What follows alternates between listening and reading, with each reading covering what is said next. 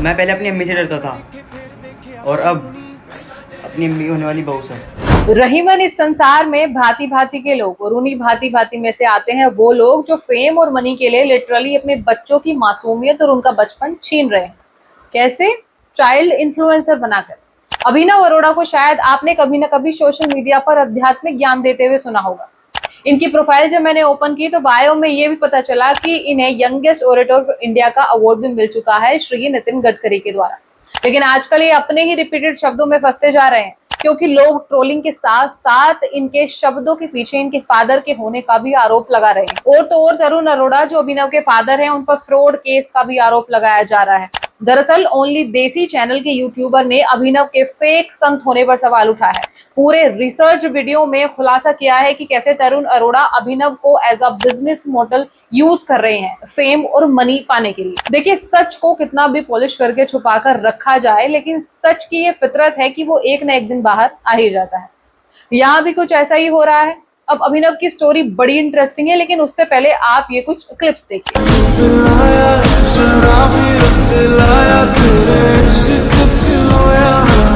मैं पहले अपनी अम्मी से डरता था और अब अपनी अम्मी होने वाली बहू से।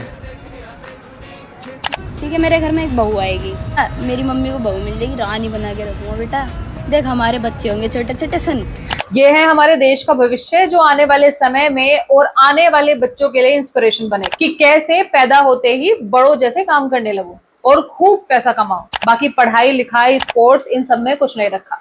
और यही रीजन है कि हम ही लोग बोलेंगे कि देश आगे क्यों नहीं बढ़ रहा है, देश में मेडल क्यों नहीं आ रहे हैं, क्योंकि सारा दिमाग तो फालतू के क्रिंज कंटेंट बनाने में ही लगा दिया है।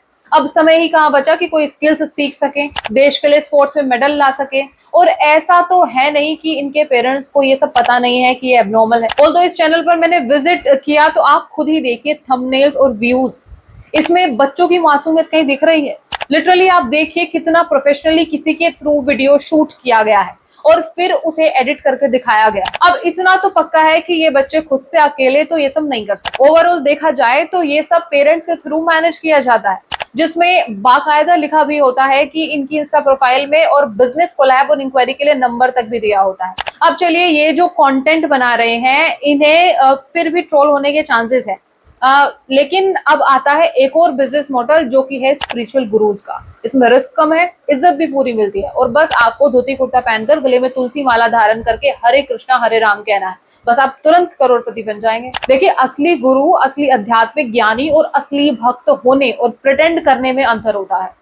और ऐसे ही प्रिटेंड का केस अभिनव अरोड़ा के केस में भी देखने को मिलता है, जिसमें साफ नजर आ रहा है कि कैसे अभिनव के बचपन का इस्तेमाल किया जा रहा है भारी मात्रा में फॉलोअर्स और फेम कमाने के लिए, जिससे मनी अपने आप अट्रैक्ट हो जाती है। अभिनव सिर्फ 9 साल का है और इसके पेरेंट्स कहते हैं कि अभिनव 3 साल की एज से ही भक्ति कर रहा है। उन्होंने अभिनव को फोर्स नहीं किया है। और लेकिन अगर आप खुद भी अभिनव की वीडियोस देखोगे तो नेचुरल जैसा नहीं लगेगा, वो लगती है जैसे कि उससे ऐसा एक्ट करने के लिए कहा जा रहा हो। अब आप ये वीडियो देखिए, ये वीडियो अभिनव की बड़ी वायरल हुई थी।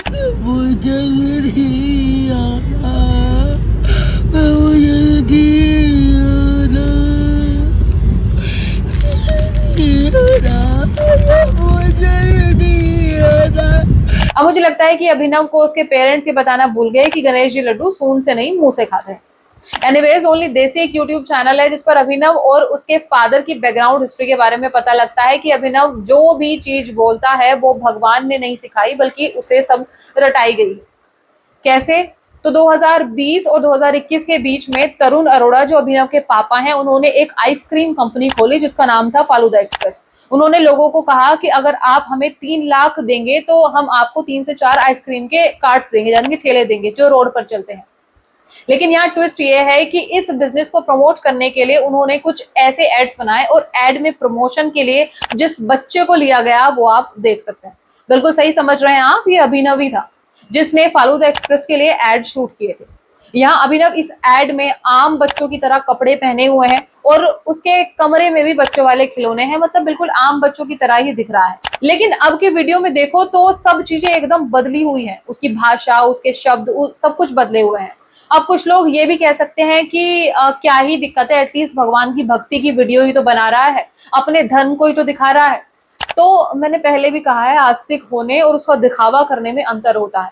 और अगर ऐसे ही सब पेरेंट्स इन्फ्लुएंस होकर अपने बच्चों को उनका बचपन छीनते रहेंगे तो मासूमियत तो बचेगी ही नहीं ना।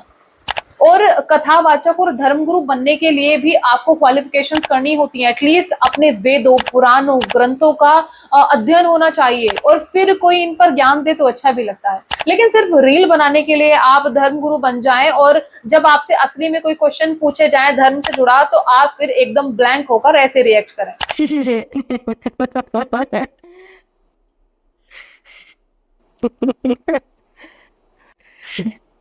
और अभी लेटेस्ट की बात है जिसमें अभिनव की वीडियो बड़ी वायरल हुई, जिसमें हमारे रिस्पेक्टेड धर्म गुरु विख्यात राम भद्राचार्य जी एक मंच पर अभिनव को नीचे उतारने के लिए कहते हैं। वो कहते हैं मेरे मंच की मर्यादा है। राजा रामचंद्र भगवान की। आप पर नीचे जाओ, इनको करो नीचे, पर इनको मर्यादा है मेरी। कुछ लोग कह रहे हैं कि रील बनाने का इशारा मिला था, इसलिए अभिनव गुरुजी के पास ऐसी हरकतें करने लगा, जिसके बाद गुरुजी ने इसे मंच से नीचे उतारने के लिए कहा। और इस पर बड़े लोगों के कमेंट्स भी आए हैं कि गुरुजी वैसे देख नहीं सकते, लेकिन उन्होंने अपनी अंतर्मन की आंखों से इस पाखंड को देख लिया। और तो और इतने बड़े विख्यात धर्म गुरु के पास मर्यादा में रहना तो अनिवार्य है। बच्चों को सबसे पहले बड़ों की रिस्पेक्ट करना सिखाना चाहिए, गुरु की इज्जत करना सिखाना चाहिए। मैंने एक डेडिकेटेड वीडियो बनाई है जिसमें इस टॉपिक के बारे में डिटेल में वीडियो है, आप भी इसको जरूर देखिएगा क्योंकि इसके बारे में बात करना बेहद जरूरी है। और सबसे इंपॉर्टेंट आप ये देखिए, अभिनव की हालत इतनी कम उम्र में ऐसी है कि वो थोड़ी दूर चलते ही हाँफने लगता है। और रील बनवाने से ज्यादा तो इसकी हेल्थ के बारे में ध्यान देना चाहिए। अभी ना कि फेम और पैसे के लिए अपने ही बच्चों को बिजनेस मॉडल की तरह देखना चाहिए।